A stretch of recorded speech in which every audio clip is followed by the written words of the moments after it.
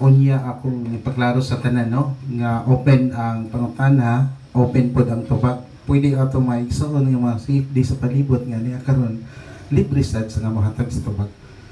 So, Mr. Speaker, mo ta ang pangutana. Okay, no? Anong kinahanglan nato mag-pray sa mga santos, okay, Blessed Virgin Mary? To be more accurate, no? We ask them to pray for us. Nagapangayo tag pag-ampo kanila.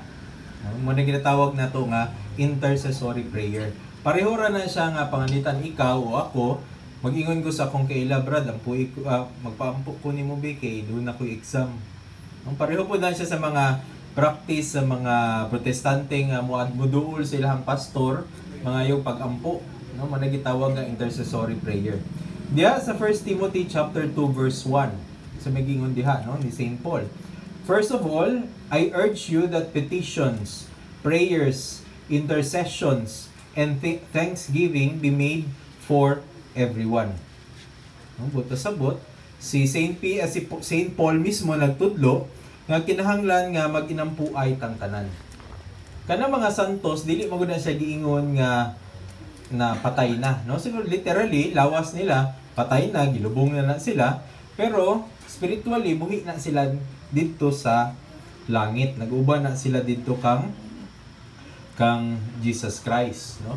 Diha sa Revelation chapter 5 verse 8 bingon diha, no? When he took it, the 4 living creatures and the 24 elders bowed before the Lamb. They all held in their hands harps and gold cups full of incense, which are the prayers of the holy ones. Kaning 24 elders, no, nabahin ni siya sa duha. Una, ang first 12 ani mo ni ang gitawag nato mga leader sa 12 tribes of Israel. Ang kaduha nga 12 mo sila ang gitawag na the 12 apostles. Katong sa time nga gisulat ang Book of Revelation, daan nang namatay ang mga ubang apostles. Ang nabili na lang ani si St. John, no? John the Beloved. Kaya sa 12 apostles, si St. John lang ang namatay of old age. And the rest, na died through martyrdom. Pero diri gi-describe ni St. John kung unsa ang nasa langit. No, makita niya dito ang 24 elders, no, mga leader sa 12 tribes of Israel, o ang 12 apostles, no, nagunit sila og insenso. Insenso, mabida ko magkita nimo sa misa, di ba doon ay pagkuhan sa incense? Symbolism man ng incense, ang asuan na symbolism na siya sa ato ang pag-ampo nga ni saka paingon sa langit.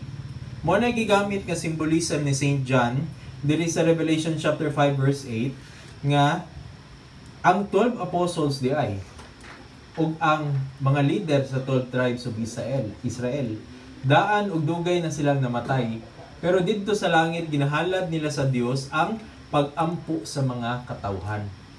No? Muna siya nga kanamay ito mag-ampo ta og rosaryo, mag-ampo tag nobena.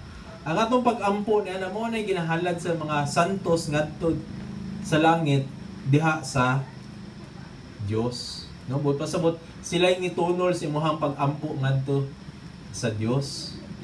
No, pangalitan.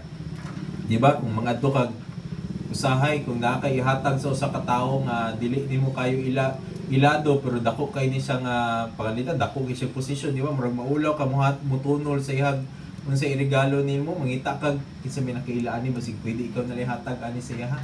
Sa mong pamagi ang mga santo sa langit nga duol na sila sa Dios, no?